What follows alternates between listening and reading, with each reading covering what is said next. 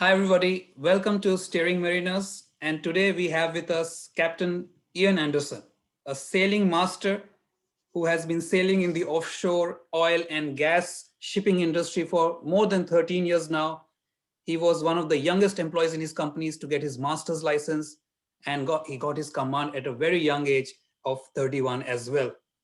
He's currently one of the directors and board members at Offshore and Specialist Ships Australia, and he does some of voluntary charity work as well. Today, we're going to talk to Ian and get some useful tips for young mariners out there as to how to plan their career. So welcome, Ian. Thank you for joining us at Steering Mariners. Thank you very much for having me, Samrat. It's good to be here. Ian, can you just take us through the journey that you had from a young cadet to how you quickly got your Master Mariner's license in your command, of course. What were some of the strategies you had during while you were a young mariner? Well, I first started doing Navy cadets when I was a teenager. So from a very young age, I had an interest in working at sea. And by the end of high school, I decided to take a gap year. And from there, I decided to join the merchant side of shipping rather than the Royal Australian Navy. So this led me down to the Australian Maritime College in Launceston, where I completed my pre-sea training, which took about 4 months. From there, I was one of the lucky ones who gained a cadetship with a company named Fastad Shipping. And that's where I worked for over 11 years. And throughout that 11 years, I was lucky enough to finish my cadetship, which took about 3.5 years. I worked as a second officer for a few years. Then I attended the Australian Maritime College again to complete my Chief Mate Masters. And yeah, over the course of 11 years, I gained my Master's Certificate of Competency. So I was 28 years old at that stage. So there was a lot of training involved, a lot of going away, but a lot of good times at sea, a lot of good people to work with. So it was a very, very lucky career. Yes, Ian, I mean, of course, you make it sound very lucky, but I'm sure there was a lot of hard work involved there, which we cannot disregard. Ian, in terms of applying for jobs, if you have any tips for young students coming out of schools or who have finished their cadetship and they're applying for jobs, what would you tell them? Like, they have to apply jobs out there, isn't it, before they get that lucky bit? Of course. Well, you have to know what type of job you want. So I recommend doing your research, go onto the AMC website, give them a call. They know a lot about what jobs are available within maritime. You know, you don't have to work on a ship to be involved. Also contact your local maritime TAFE. They also have a lot of good information. So for young mariners or school leavers out there who probably don't have much idea about the maritime industry, what would you recommend them? How would they go about finding what kind of jobs they are looking for? Well, again, check out the AMC website. They have a lot of good ideas. Right. One thing I will mention as well is you need to learn how to write a good email and also have a very good CV. These things make a big difference when it comes to choosing an employee. So brush up on those skills. Yeah, absolutely. So I think the message there is that they need to go out there and put themselves out there and start researching, finding the information. There's a lot of sources out there, and once they start the right people, they will find the right information. That's correct. A little bit more about your role in offshore oil and gas shipping industry. How is that industry for mariners, and what kind of work do they expect there? What's the contract period, and what kind of work is there?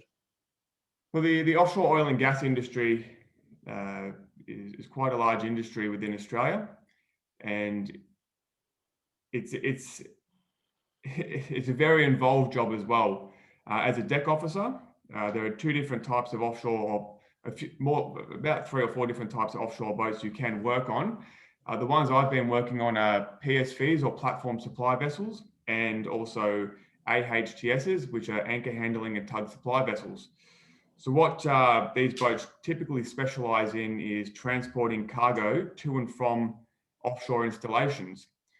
The anchor handling vessels also specialize in recovering and deployment of offshore anchors and relocating of drill ships to areas they believe may have oil or gas.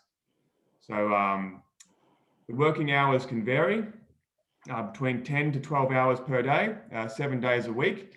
So there's a lot of work, and the typical roster will be 5 weeks at sea and then 5 weeks at home. So you get equal time off throughout the year, which is a major perk of the job as well. And also the pay packet is quite generous. So there are a lot of perks to working at sea, but it is also very demanding. You're working on a constantly moving, vibrating, noisy ship. So you take the good with the bad, but overall it is a very good career for people to explore. Fantastic. Thank you, Ian. Now, a little bit, can you tell us a little bit about your role as one of the directors and board members at Offshore and Specialist Ships Australia? What is this charity all about? Well, the charity is OSSA for short, and we specialize in the promoting of Australian shipping and promoting recognition. So my involvement involves 3 committees at the moment. I'm involved with the IT committee, the membership committee, and the school promotions committee. There's a lot of positive things happening with this charity at the moment, and a special mention should go to our school promotions program, where we are launching our MAID program within Victorian schools. And what this program is aimed at is educating our school kids in the fact that, firstly, maritime actually exists in this country, and secondly, that a career in maritime is a legitimate career path. The program isn't based just around seagoing careers either. It's based around maritime jobs as a whole. It's very inclusive, and I encourage anyone that's watching this to check out the OSSA website, because our school promotion is up there for free, and it has videos from current seafarers, showing you their jobs. I will provide a link to the OSSA website with this video as well, so you can see it in the description section for those of you who are interested. But Ian, can you tell us if anyone can become a member at OSSA? Anybody can become a member. It's not very expensive, and it would be great to have the support of not just the maritime community, but also the civilian community that do see merit in seafaring and maritime in this country. So anybody can become a member. It's very simple, and it would every membership goes a long way in supporting our goals and missions. And also provides the members an opportunity to network with their fellow mariners and take work forward. Is that right? Yeah. That's right. Yeah. Before we end, I would also like you to mention what volunteer work you do for Mission to Seafarers, and a little bit about that before you finish.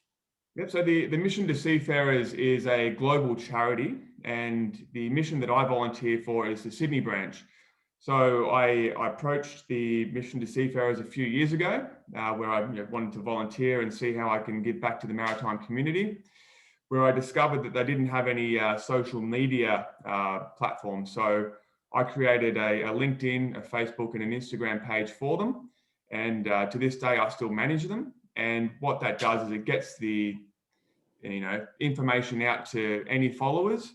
It shows more legitimacy around the charity, and hopefully it draws in more donations, because they really do such a wonderful thing for seafarers, especially foreign seafarers that enter into Australian waters.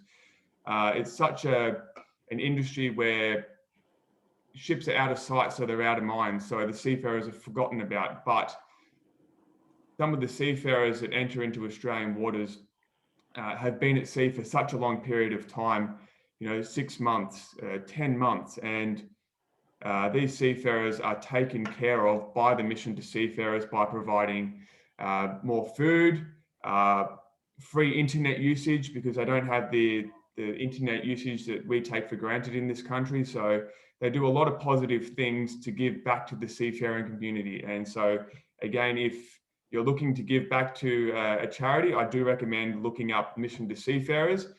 They're all over the country and they're always looking for volunteers. That's fantastic. And thank you so much.